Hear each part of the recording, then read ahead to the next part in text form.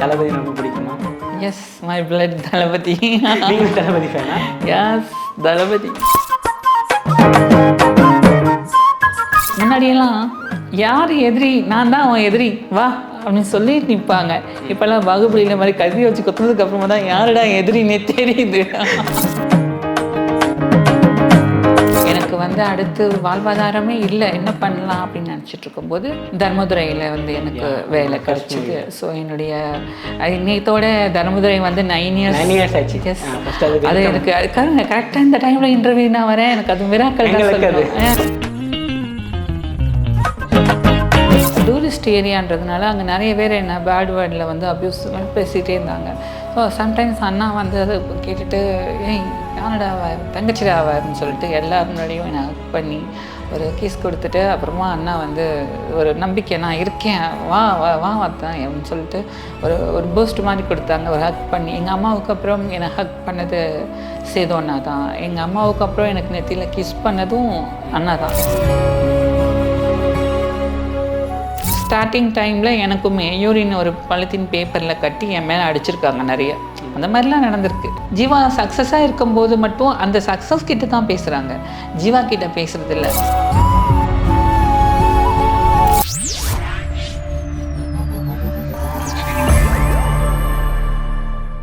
வீரா tax நேயர்களுக்கு வணக்கம். நம்ம டெய்லி ஒரு முகங்களை சந்திச்சுட்டு இருக்கோம். அப்படி ஒரு முகம் தான் இன்றைக்கி வந்திருக்காங்க. ஆனால் இந்த முகம் ரொம்ப வலிமையான முகம், ரொம்ப திறமையான முகம். வணக்கம் ஜீவா மேம். வணக்கம். எப்படி மேம் இருக்கீங்க? ரொம்ப ரொம்ப நல்லா இருக்கீங்க. சாப்பிட்டீங்களா? எஸ். ரொம்ப எனர்ஜெட்டிக்காக இருக்கீங்க.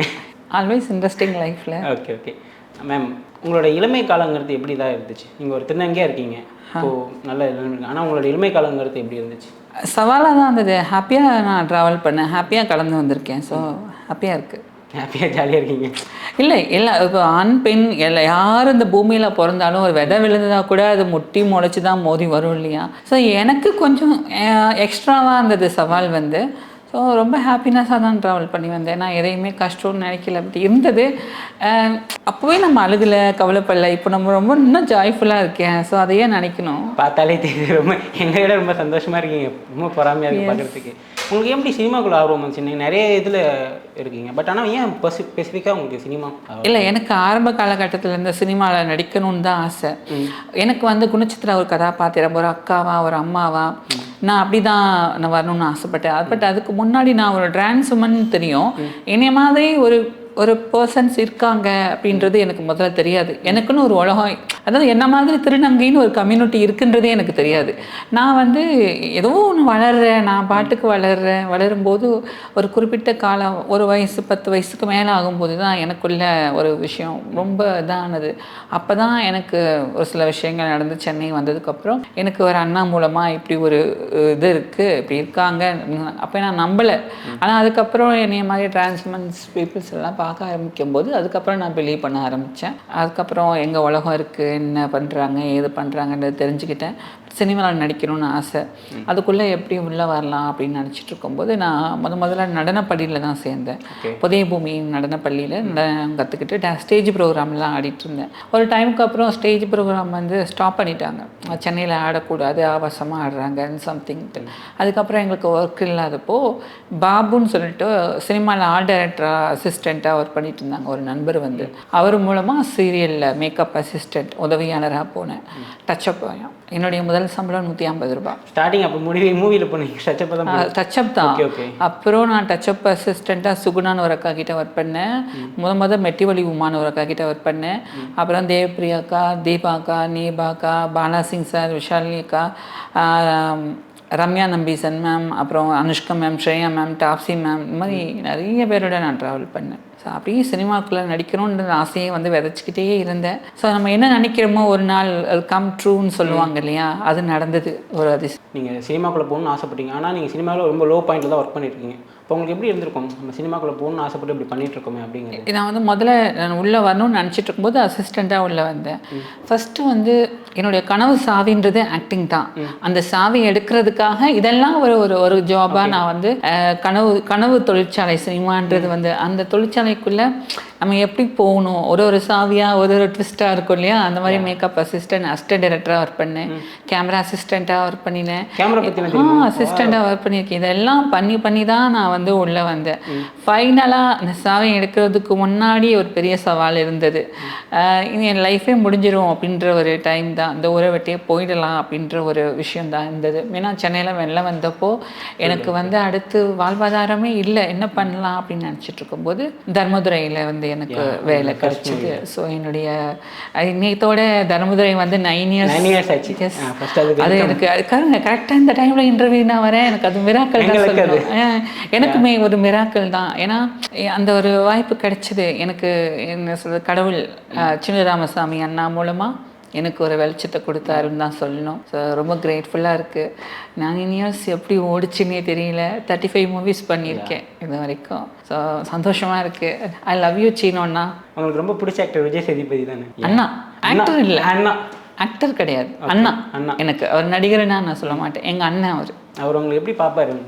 Always great. அண்ணா வந்து அப்போலேருந்து இப்போ வரைக்குமே எவ்வளோ க்ரௌடு இருந்தாலும் எவ்வளோ வேலை இருந்தாலும் என்னைய பார்த்தாச்சுன்னா ஒரு செகண்ட் வந்து என் தங்கச்சி வந்திருக்கா, ஒரு நிமிஷம் அப்படின்னு வந்து என்னை ஹக் பண்ணிவிட்டு எனக்கு எப்பவும் போல் நெத்தியில் ஒரு கிஸ் பண்ணிவிட்டு சரி வேலையாக இருக்கே முடிச்சுட்டு வந்துடுறேன் உட்காருன்னு சொல்லி அவங்கக்கிட்ட இருக்கவங்கள சொல்லி என்னை ஒரு ரூமில் உட்கார வச்சுருவாங்க. அண்ணா போயிட்டு வேலையை முடிச்சுட்டு வந்து சாப்பிட வைக்காமல் அனுப்ப மாட்டாங்க. உங்களோட ஃபஸ்ட்டு ஷூட் எப்படி இருந்துச்சு? ஹாப்பியாக இருந்தது. ரொம்ப கேமராவுக்கு பின்னாடி ஒர்க் பண்ணியிருக்கேன் நிறைய. ஸோ முன்னாடி ஒர்க் பண்ணும்போது ஃபஸ்ட் டைம் ஒரு படபடப்பு எல்லாமே இருந்தது. நிறைய இன்டர்வியூவில் சொல்லியிருக்கேன். என்னோடய ஃபஸ்ட்டு ஷார்ட் வந்து பண்ணும்போது சேதண்ணா கூட தான் காம்பினேஷன்ஸ் இருந்தது. டூரிஸ்ட் ஏரியான்றதுனால அங்கே நிறைய பேர் என்ன பேட் வேர்டில் வந்து அப்யூஸ் பேசிகிட்டே இருந்தாங்க. ஸோ சம்டைம்ஸ் அண்ணா வந்து அதை கேட்டுட்டு ஏய் யானடா தங்கச்சிடா அப்படின்னு சொல்லிட்டு எல்லாரும் முன்னாடியும் என்னை ஹக் பண்ணி ஒரு கிஸ் கொடுத்துட்டு அப்புறமா அண்ணா வந்து ஒரு நம்பிக்கை நான் இருக்கேன் வா வா வா வாத்தான் அப்படின்னு சொல்லிட்டு ஒரு பூஸ்ட் மாதிரி கொடுத்தாங்க, ஒரு ஹக் பண்ணி. எங்கள் அம்மாவுக்கு அப்புறம் என்னை ஹக் பண்ணது சேது அண்ணா தான். எங்கள் அம்மாவுக்கு அப்புறம் எனக்கு நெத்தியில் கிஸ் பண்ணதும் அண்ணா தான். ஸோ எனக்கு அது இந்த அதாவது என்னென்னா இந்த ஹக்கு இந்த ஒரு அன்பாக கொடுக்குற கிஸ் வந்து எவ்வளோ பெரிய பூஸ்ட் அப்படின்றது கிடைக்காதவங்களுக்கு தான் தெரியும். சீரியஸ்லி அது எனக்கு ஒரு அம்மா அப்பா கிட்ட கிடைக்காத ஒரு பல வருஷம் ஒரு சப்போர்ட், ஒரு பூஸ்ட், ஒரு உனக்கு ஒன்றும் இல்லை அது என்ன எப்படி எக்ஸ்பிரஸ் பண்ணுறதுன்னு எனக்கு தெரியல. நான் இருக்கேம்மா அண்ணனா, நான் இருக்கேன் உனக்கு அப்படின்ற ஒரு அந்த ஒரு இது வார்த்தையை வந்து வார்த்தையில சொல்ல தெரியல எனக்கு அது எப்படின்ட்டு. I'm sorry. அவ்வளோ பெரிய ஒரு சப்போர்ட் எனக்கு அன்றைக்கி கொடுத்தாங்க. சீனு அண்ணாவும் வந்துட்டு கவலைப்படாத, ஒன்று இப்படி பேசுகிறவங்கலாம் தேட்டரில் வந்து ஒன்று பார்ப்பாங்க, ஸோ நீ கான்ஃபிடென்ட்டாக பண்ணு அப்படின்னாங்க. சுகுமார் அண்ணா, டிஓபி அண்ணா அவங்களும் தான் ஏய் கலங்கக்கூடாது, வா வா எனக்கு ஒரு ஒரு என்ன ஒரு இதுவாக பார்த்தாங்க அவங்க எல்லாருமே. அன்றைக்கி ஒரு செகண்ட் அவங்க வந்து என்ன இது பொண்ணு இப்படி பண்ணிகிட்ருக்கு போமா அப்படி பண்ணியிருந்தாங்கன்னா எனக்கு நான் இங்கே உட்காந்துட்ருக்க முடியாது. ஸோ அவங்க 3 பேருக்குமே ஐ love you I love you I love you அவ்வளோதான். எங்கள் அண்ணா ஸ்டைலில் சொல்லணுன்னா ஐ லவ் யூ. தளபதி ரொம்ப பிடிக்குமா? எஸ், மை பிளட் தளபதி. நீங்கள் தளபதி ஃபேனா? எஸ், தளபதி. அவர் மாரி நடிக்க மாட்டேன்னு சொல்லிட்டாரு. ரொம்ப கஷ்டம் இல்லை அண்ணா பார்த்துக்கிட்டு இருக்கிறதே ஹாப்பி தானேங்க. என்ன ஸ்க்ரீனில் பார்க்குறமே வர இல்லைங்க, அவங்கவுங்க ஓன் வேலை போகிறாங்க. இப்போ உங்களுக்கு நீங்கள் பண்ணிகிட்ருக்கீங்க, திடீர்னு வேணான்னா அது உங்களோட சாய்ஸ் இல்லையா? அது நானும் நீங்களும் பேச முடியாது, அவங்கவுங்க சாய்ஸ். அது வந்து அதில் நம்ம தலையிட பண்ணாங்கன்னா ஹாப்பியாக கைத்தறி ரசிப்போம். அவங்க ஒரு வழியில் போகிறாங்கன்னா அந்த வழி பிடிச்சிருந்ததுன்னா பின்னாடி ஃபாலோ பண்ணுவோம், அவ்வளோதானங்க. யாருக்கு ஓட்டு போடுவீங்க? எல்லாமே பாசிட்டிவாக எடுத்துக்கோங்க. அவங்க இப்போ நம்ம ட்ரீமை நோக்கி நம்ம போகும்போது அவங்க ட்ரீமை நோக்கி அவங்க போகிறாங்க. அண்ணா வந்து இப்போ அரசியல் விட்டுட்டு திடீர்னு வந்து உங்கள் கூட ஆக்ட் பண்ணணும், அவங்க கூட என் கூட ஆக்ட் பண்ணணும்னு சொல்கிறேன். ஆல்ரெடி அண்ணா என்கிட்ட பேசியிருக்கேன், நான் நடிக்கணும்னு தான் கேட்டிருக்கேன். நான் சொல்கிறேன் வாய்ப்பு வரும்போது நம்ம பண்ணலாமான்னு தான் சொல்லியிருக்காரு. நீங்கள் என்னைக்காச்சும் யோசிச்சிருக்கீங்களா மற்றவங்களுமே நம்மளால வாழ முடியல அப்படின்னு? அப்படிலாம் இல்லை, நான் ஹாப்பியாக தானே இருக்கேன். என் வாழ்க்கையை நான் தான் வாழணும், மற்றவங்களுக்காக நான் யோசிச்சுட்டு இருக்கக்கூடாது. நிறைய பேர் பேசுவாங்க, கேட்பேன், கேட்டும் கேட்காம இருந்துப்பேன். இப்போ டிரான்ஸ் உமன்னாலே எல்லாருமே வந்து தப்பாக பார்க்குறது. ஸோ நிறைய பேர் டிரான்ஸ் உமன் மெயினாக பேஸ் பண்ணுற பிரச்சனைனா அவங்களுக்கு வீடு கிடையாது, சரியான அங்கீகாரமே மெயினாக கிடையாது. அப்படிங்கும்போது அவங்களுக்கு நீங்கள் எப்படி சென்னையில் அப்படி சர்வை பண்ணீங்க? உங்களுக்கு அப்படியெல்லாம் நடந்திருக்கா இஷ்யூஸ்? நீங்கள் இப்போது நிறைய ஸ்ட்ரகிள்ஸ் பண்ணிகிட்ருக்காங்க வெளியே டிரான்ஸ்ஃபார்ம், அவங்களுக்கு நீங்கள் என்ன சொல்ல விரும்புகிறீங்க? எனக்கு ஒரே ஒரு விஷயம் மட்டும்தான் நான் சொல்லணும்னு நினைக்கிறேன். எனக்கு வந்து நான் வீடு தேடும் போதெல்லாம் பார்த்தீங்கன்னா டிரான்ஸ்மென்ஸா ஐயோ வீடு இல்லை, இப்போவுமே அது நடந்துட்டு தான் இருக்குது. ஆமாம், வீடு அந்த ஒரு பிரச்சனை மட்டும்தான் எனக்கு. நான் ஆசைப்பட்டு எனக்கு பிடிச்ச மாதிரி ஒரு வீடு வேணும்னு சொல்லுவோம் இல்லையா, அந்த மாதிரி நான் இருந்ததே இல்லை.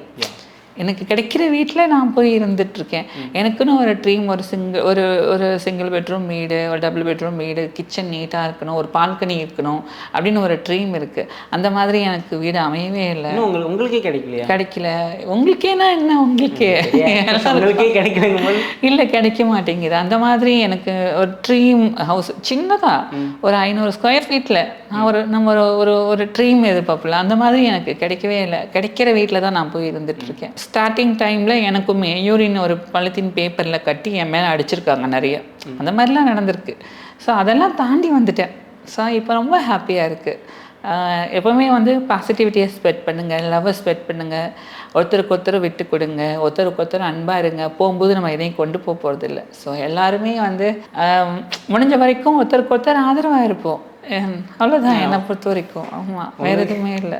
உங்களுக்கு இருக்க மனசு இல்லை, எல்லாருக்குமே இப்போ எப்படின்னா எல்லாருமே நான் போகணும், நான் முன்னாடி ஓடணும், நான் அங்கே அப்படி தான் எல்லாருமே இருக்காங்க. இப்போ ஒருத்தர் மட்டும் ஓடி என்ன சாதிக்க போகிறோம்? ஒரு 5 பேர் சேர்ந்து போனோன்னா ஒருத்தருக்கு ஒருத்தர் ஆதரவாக இருக்கலாமே. அதுதான் நான் சொல்ல விரும்புகிறேன். முன்னாடியெல்லாம் யார் எதிரி, நான் தான் அவன் எதிரி வா அப்படின்னு சொல்லி நிற்பாங்க. இப்போல்லாம் பாகுபலியில் மாதிரி கத்தி வச்சு கொத்துனதுக்கு அப்புறமா தான் யாருடா எதிரின்னே தெரியுது.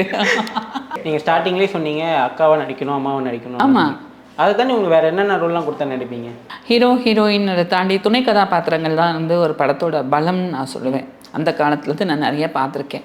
எனக்கு ரோல் மாடல்னா சுஜாதா மேடம். இப்போ விதின்னு ஒரு மூவியெல்லாம் பண்ணியிருப்பாங்க. ஸோ எனக்கு அவங்க ரோல் மாடல். அவங்க ரேவதி அம்மா, அவங்கள மாதிரியான ஒரு சப்போர்ட்டிங் ஒரு ஸ்ட்ராங்கான ஒரு கதாபாத்திரங்களை பண்ணணும்னு ஆசை. உங்களுக்கு ஒரு இப்போ ஆப்ஷன் வருது, நீங்கள் ஒன் டே சிஎம் ஆயிடுறீங்க. ஓகே. ஃபஸ்ட்டு பண்ணுற ஆக்ஷன் என்னவா இருக்கும்? ஃபஸ்ட்டு பண்ணுற ஆக்ஷனாக பெண் குழந்தைகளுக்கு எதிராக நடக்கிற பாலியல் வன்புணர்வுகளை தடுக்கிறதுக்கு என்ன பண்ணணுமோ அது பண்ணுவேன். 2வது, முதியோர் இல்லத்தில் சேர்க்குறாங்க இல்லையா, அம்மா அப்பா வயசானதுக்கப்புறம், அதுக்கு தடுக்கிறதுக்கு என்ன பண்ணணுமோ அது பண்ணுவேன். அவ்வளோதான். திருநங்கைக்கு எதுவும் பண்ண மாட்டிங்களா? நல்லா தானே இருக்கும், நல்லா தான் இருக்கும். இப்போ இருக்கிற யங்கஸ்டர்ஸ் வந்து எனக்கு சப்போர்ட் பண்ணுறாங்க. போயிட்டுருக்கு, ஜாலியாக போயிட்டுருக்கு. சினிமா தானே உங்களுக்கு எதுலாம் ரொம்ப ஹாப்பியாக இருக்கும்? சினிமாவை தாண்டியா ட்ராவல் பண்ணணும். ட்ராவலிங் எனக்கு ரொம்ப ஹாப்பியாக ஃபீல் பண்ணுவேன். தனிமையாக தான், இத்தனை வருஷமாக தனியாக தான் இருக்கேன் சென்னையில். யாரும் எனக்கு இங்கே கிடையாது. ஃப்ரெண்ட்ஸ் இருக்காங்க சினிமாவில். வந்து ஷெரீப்னு எனக்கு ஒரு ஃப்ரெண்டு, இப்போ கேபி பாலாவோட காந்தி கண்ணாடி பண்ணியிருக்காங்க அவன். இன்னொரு ஃப்ரெண்டு என் பேர்லேயே இருக்கான், ஜீவா அவன் பேரும். எங்கள் அண்ணா, அவன் ஃப்ரெண்டு தான் அண்ணா அவன். அப்புறம் வந்துட்டு எனக்கு நிறைய இந்த மாதிரி தம்பிங்க நிறைய இருக்காங்க. அவங்கள மாதிரி இந்த மாதிரி இருக்காங்க தம்பிங்க நிறைய பேர் இருக்காங்க. எஸ், என்ன அக்கா அப்படின்னு கூப்பிடும்போது எனக்கு பொய்யா கூப்பிட்றாங்களோ ட்ரூவாக கூப்பிட்றாங்களோ, அக்கான்னு கூப்பிடுறாங்களே, ஐ எம் வெரி ஹாப்பி. எனக்கு நான் ரொம்ப சந்தோஷமாக ஃபீல் பண்ணுவேன். உங்களை மாதிரி நிறைய தம்பிங்க இருக்காங்க. இடையில நீங்கள் இவ்வளோ சொன்னீங்க, அண்ணன் தம்பி எல்லாரும் சொன்னீங்க, இடையில எங்கள் காதலுங்கிற வார்த்தை மட்டும் மிஸ் ஆகுது. என்ன காரணம்? காதலா? இருக்கு, எனக்கு இருக்கு. எஸ், இருக்கு. Lucky man. காதல்னாலே ரகசியம் தானே. என்னுடைய காதல், அதாவது காதல் நான் பண்ணுறேன், அவங்க என்ன பண்ணுறாங்களா இல்லையான்னு தெரியாது. எனக்கு ஒருத்தரை பிடிக்கும், நான் லவ் பண்ணுவேன். எனக்குள்ளேயே எனக்கு என்னோட ட்ரீம் லவ்னு சொல்லுவேன். என்னுடைய கனவில் நான் லவ் பண்ணியிருக்கேன், நான் குழந்தை பெற்றுக்கிட்டேன், எல்லாம் எனக்கு கனவில். ஸோ அது எனக்கு மட்டுமே சொந்தமான ஒரு உலகம் அது. சம்டைம்ஸ் வந்து இப்போ அதுக்கு டைம் இல்லை. அம்மா இருக்காங்க, அப்பா இருக்காங்க, தம்பி பசங்க இருக்காங்க, நான் அவங்கள பார்க்கணும், அவங்களுக்காக ஓடிட்டுருக்கேன். எனக்கு எங்கள் அம்மா அப்பா வந்து என் குழந்தைங்களா தான் பார்க்குறேன். அவங்கள நான் நல்லபடியாக நான் பார்த்துக்கணும். அவங்களுக்கு ஒரு சின்ன கஷ்டம் கூட வரக்கூடாது. அவங்கள நான் நல்லா பார்த்துக்கணும். நீங்கள் பேசுறது தெரியுது உங்களுக்கு சினிமா தான் எல்லாமே. எஸ். சப்போஸ் சினிமாக்குள்ளே வரலன்னா, உங்களுக்கு சினிமா சான்ஸ் கிடைக்கலன்னா நான் வந்திருப்பேன். சப்போஸ் வந்திருப்பேன், முடியும். ஏன்னா முடியும். கொஞ்சம் லேட்டாக இருக்கும், அவ்வளோதான். நான் சினிமாக்குள்ளே ஒர்க் பண்ண வந்துட்டேன். சினிமா தான் என்னோடய உலகம்னு நான் முடிவு பண்ணிட்டேன். சொன்னாங்க முடியவே முடியாது, நாங்கள் என்னால் முடியும், அப்போவும் என்னால் முடியும், ஏதாவது பண்ணுவேன் அப்படின்னு. அப்போ நான் டச்சப்பாக ஒர்க் பண்ணிகிட்டு இருந்தேன். ஷெரீப் காந்தி கண்ணாடி டைரக்டர் இருக்கான் இல்லையா, என்னோட உயிர் தோழன் அவன். எனக்கு ஒரு சப்போர்ட், எனக்கு ஒரு பில்லராக இருந்தான் அவன். அந்த டைமில் அவன் வந்து அசிஸ்டன்ட் டைரக்டர், நான் வந்து மேக்கப் டச்சப் ஒர்க் பண்ணிகிட்டு இருந்தேன். அப்போது சம்டைம்ஸ் என்னை வந்து இந்த 9 இது அப்படிலாம் கூப்பிடுவாங்க. அவன் வந்து மச்சான் வா அப்படிமா, நான் டைரக்டர் ஆகிடுவேன்டா, படம் பண்ணும்போது உன்னை நடிக்க வைக்கிறேன்டா அப்படின்னு சொன்ன மாதிரி ரணம்னு ஒரு படம் பண்ணான். போன வருஷம் வந்தது. என்னை கூப்பிட்டான், மச்சான் வா அப்படின்னா. என்னடா அப்படின்னு, ஆஃபீஸ்க்கு வா அப்படின்னா. நான் என்ன ஆஃபீஸ்ரா, நான் ஆஃபீஸ் போட்டேன்டா அப்படின்னா. அப்படியா, வரேன்டா அப்படின்னு நான் போனேன். ஒரு இது பண்ணி, இந்தா நீ தான் நடிக்கிற அந்த ரோல் அப்படின்னா. காந்தி கண்ணாடி பண்ணும்போதும் மச்சான் இதில் பெருசாக இல்லை, ஆனால் ஒரு ரோல் இருக்குது, நீ தான் பண்ணணும் அப்படின்னா. சரி மச்சான் இன்றைக்கும் என்னை வந்து உரிமையாக வாடா போடா மச்சான் தான் கூப்பிடுவான். எனக்கு ரொம்ப ஹாப்பி. ஏன்னா பழைய நண்பர்கள் எல்லாம் என்னை அப்படி தான் கூப்பிட்டாங்க. அவங்க அப்படியே கூப்பிடுறது தான் எனக்கு சந்தோஷம். நான் இப்போ இப்படி ஒரு உடுப்பு மாற்றிட்டேன்றதுக்காக இனி வந்து உங்க வா வா பாடி போடி எப்படிலாம் பேசுறது அப்போ என்னை வாடா போனான்னு கூப்பிட்டானுங்க. இன்றைக்கும் எனக்கு அவனுங்க அப்படி கூப்பிட்டா தான் பிடிக்கும். ஸோ அவன் சப்போர்ட்டாக இருக்கு. அதான் நான் நண்பர்கள் வந்து சண்டை வரும், அடிச்சுப்போம், இன்னைக்கு அடிச்சுக்கோங்க, நாளைக்கே பேசுங்க, ஈகோ வேண்டாம், சப்போர்ட்டடாக இருங்க. நீங்கள் என்னைக்காச்சும் சண்டை போட்டு பேசாமல் யாராவது வேறு யாராவது நீங்கள் பேசாமல் நீங்கள் பேசிட்டீங்க, வேறு யாராவது நீங்கள் சண்டை போட்டு பேசாமல் போயிருக்காங்களா? இல்லை, நிறைய பேர் பேசாமலே போயிருக்காங்க. நிறைய பேர் ஆரம்பத்தில் இருந்தவங்க திடீர்னு பேசாமலே போயிட்டாங்க. எப்படின்னா சக்ஸஸ் சினிமாவில் வந்து சக்ஸஸ்ஃபுல்லாகவே நடிக்க ஆரம்பித்ததுக்கப்புறம் நிறைய ஃப்ரெண்ட்ஸ் திடீர்னு வந்தாங்க. திடீர்னு தான் யாருமே இல்லை சுற்றி. ஷெரீப் இருந்தான், எங்கள் அண்ணா ஜீவா இருந்தான், இன்னும் தம்பி ஹரிபிரகாஷ்னு ஒரு தம்பி இருக்கா, ராஜா, இவங்கெல்லாம் இருந்தாங்க சுற்றி. ஆனால் யாரையுமே திடீர்னு காணோம். திரும்ப ஒரு சக்ஸஸ் ஆகும்போது எல்லாரும் வந்தாங்க போனாங்க. வரவங்க இருங்க, அங்கே வயசு மாதிரி பிடிச்சிருந்தா வாங்க ட்ராவல் பண்ணலாம், பிடிக்கலன்னா போயிட்டே இருக்கலாம். நான் யாரையும் போய் இழுத்து பிடிச்சி உட்கார வைக்க முடியாது இல்லையா? நிறைய பேர் ஜீவா கிட்ட பேசுறது இல்லை. ஜீவாவோட ஜீவா சக்ஸஸாக இருக்கும்போது மட்டும் அந்த சக்ஸஸ் கிட்ட தான் பேசுகிறாங்க, ஜீவா கிட்ட பேசுறது இல்லை. ஜீவாவை பார்த்தவங்க கம்மி தான். ஸோ நீங்கள் நம்ம பார்த்த ஒரு உமன் நான் என்னடா நினச்சேன், ஆனால் என்னடான்னு நினைக்கிறாங்க. அந்த மாதிரி நிறைய கற்றுட்டவங்கள்ட்ட ஸ்ட்ராங்காக எப்படி இருக்கிறது. எனக்கு என்ன சொல்கிற விஷயம் என்னென்னா, திருநங்கைகளாக பார்த்தாலே போதும். அவங்களுக்கு வந்து நீங்கள் பரிதாபப்பட வேணாம், அவங்களுக்கான இதை கொடுங்க, ஒரு பேசிக் உரிமை கொடுங்கிறது ஒன்று பேச தெரிஞ்சிச்சு. ஸோ அது மாதிரி நடந்தால் ரொம்ப சந்தோஷம். இல்லை, எங்களுக்கு உரிமையெல்லாம் எங்களுக்கு கொடுக்கணும்னு அவசியம் இல்லை. இப்போ எல்லாமே இருக்குது, உங்களுக்கும் இல்லை, எல்லாருக்குமே கவர்மெண்ட்லேருந்து நிறைய என்ஜிஓஸ்லேருந்து எல்லாமே கொடுக்குறாங்க. இப்போது அது இப்போ வந்து அதான் சொல்கிறேன், அவங்கவுங்க என்னவா ஆகணுன்றத அவங்கவுங்க டிசைட் பண்ணுறதுல தான் இருக்குது. இப்போ உங்களை வந்து எனக்கு ஏதாவது முன்னாடியெல்லாம் வந்து எனக்கு ரேஷன் கார்டு, ஓட்டு ஐடி இதெல்லாம் கேட்குறது வந்து சலுகைன்ற மாதிரி இருந்து. ஏன் அது சலுகை கிடையாதுங்க, அது என் உரிமைங்க, சலுகை கிடையாது, அது என்னோட உரிமை அப்படின்னு நாங்கள் கேட்டோம். இப்போ எல்லாருக்குமே எல்லாமே அவங்க கொடுக்குறாங்க. நாங்கள் போய் கெஞ்சி கேட்குறதுக்கு எதுவுமே இல்லை, எல்லாமே எல்லாத்துக்கும் கொடுக்குறாங்க. இனிமேல் அவங்கவுங்க அதை எப்படி யூஸ் பண்ணிக்கிறாங்கன்றது தான் இருக்குது. ஸோ எங்களுக்கு சொசைட்டியில் பொதுமக்களும் சரி, கவர்மெண்ட்டும் சரி, எல்லாமே எங்களுக்கு இப்போது நிறைய சப்போர்ட் பண்ணுறாங்க. ஸோ நல்லபடியாக இருக்குது. உங்களை மாதிரி இருக்கிற யங்கஸ்டர்ஸ் வந்து எங்களுக்கு இன்னும் நீங்கள் இப்போ கொடுக்குற லவ்வை வந்து தொடர்ந்து கொடுங்க. உங்களுடைய லவ்வும் அன்பும் தான் வந்து எங்களை அடுத்த கட்டத்துக்கு வழி நடத்துறதுக்கு ஒரு பெரிய பூஸ்டாக இருக்குது. So I love you.